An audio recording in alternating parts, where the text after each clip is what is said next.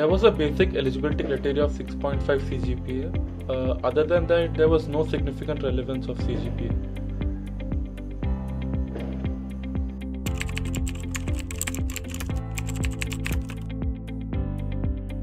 So in this business analyst profile, we need to create working business models for our clients.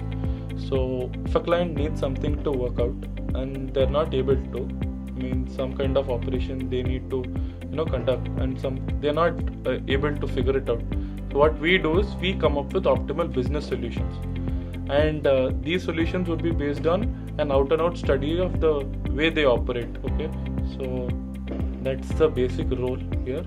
And one of the responsibility is one of the things which is main is data analysis. So we use different tools for data analysis, the basic ones being Excel, SQL and Python.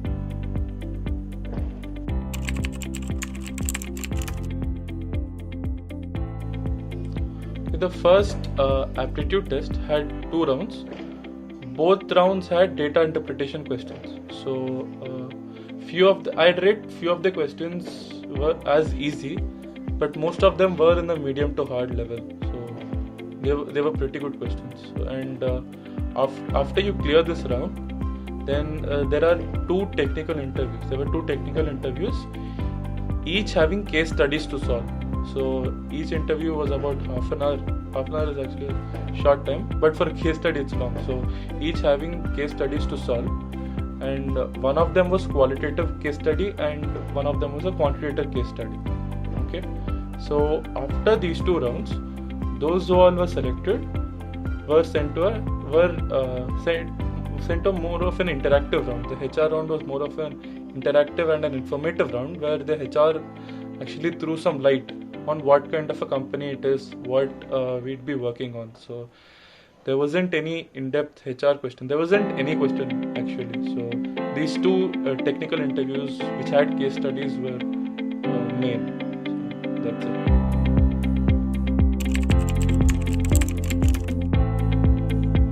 No, there was no group discussion round.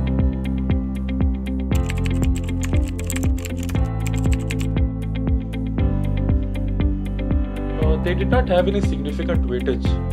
Of course, once you solve the caselet, you do have some time to talk about stuff. You have some time to kill. So, or the interviewer might start off by talking about such things such as extracurriculars, your hobbies, etc. So it would be quite handy, because this is where you build a rapport with the interviewer. You get to know what kind of a person he is, and you kick off on a good note. So it would be good, but again, it's not mandatory.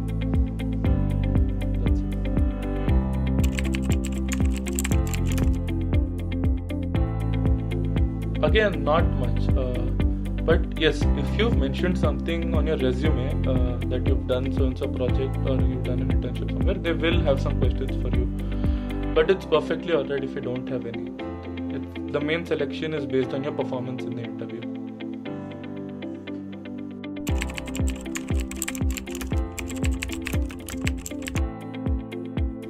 Yes, I was a part of a Dramatics club, and it was a very huge influence. Okay, the exposure it gives me, the skills I inculcated, such as time management, pressure handling.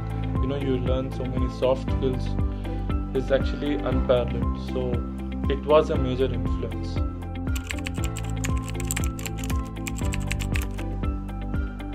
Yes, soft skills play a major role in strengthening one's career prospects. Okay, so between a person who does not have soft skills and gives a blunt answer, just the answer, and between a person who has soft skills and knows how to elegantly present an answer, there's actually a huge difference. So soft skills play a major role.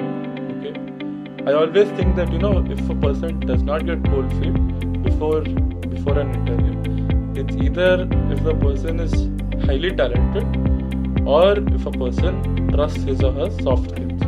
So it is a major role. It has a major role.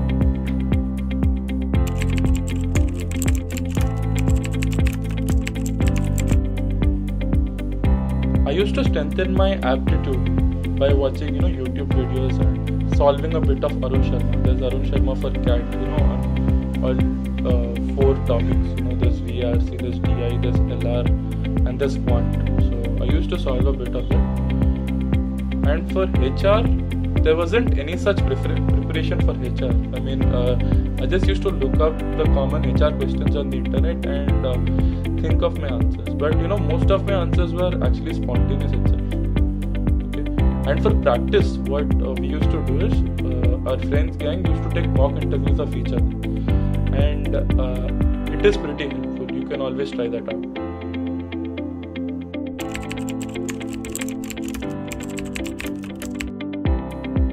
So if we talk about this company, it was fairly competitive. The questions were pretty tough in the apti round, and 16 students were selected. As far as I remember, 16 students were shortlisted for the interviews, and from that, only 4 were selected finally. So it was a reasonable competition. And challenges, I can't tell lack of sleep as a challenge. So what you need to do is you need to be prepared for giving interviews in different companies in pretty short duration. So that's it, because the schedule is pretty stiff. Of course, it's not a challenge. You just need to be prepared for that.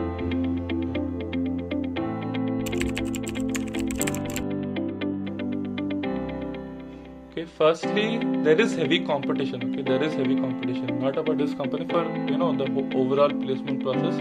There is huge competition. Okay? So do not compromise while you're giving your tests or interviews or even in your preparation. Do not compromise. Okay, one question could be the difference between you getting selected or not. One simple 1 mark question. Okay, so do not compromise there. Also, in an interview, if you think you should mention a point or an aspect about the question asked, and you did not get an opportunity till then, so make it a point to mention it later. Okay, of course in a presentable manner. So the interviewer will be impressed that you have a wide array of thinking. So of course in a presentable manner, but do make it a point to mention. And one main thing is to not get disheartened after rejection in any company. Of course, I would hope that you get selected in all your dream companies, but it's okay. Sometimes it just doesn't work out, so it's okay. It's not the end of the world. So do not get disheartened. Spend some time about thinking about why you did not get selected, and then work for the next interview. There won't be much time, so just do not get much disheartened. It's okay. There are many companies. And tricks for an interview would be just to format your answer as to how the interviewer wants. Okay, listen to whatever he asks and present it in such a way. Understand what he exactly wants and maneuver your answer in the same way. So it would be much pleasing. Okay, and one tip for HR would be that whenever you're answering a question, okay, always mention an example where you face this situation in your past. Okay, it will create a very good impression. Okay, never ever vaguely answer an HR question. Never. So it creates zero impression, and you might get rejected if you do that. So always mention an example. And if you do not come up with an example, sometimes questions come out of the box and you do not have an example for that. What you can tell is first you mention your answer, you tell your answer, and also emphasize that you haven't come across it in your past and would look forward to it. Okay, so that would be it, and it would create a good impression. So that's it from my side. Thank you and all the best.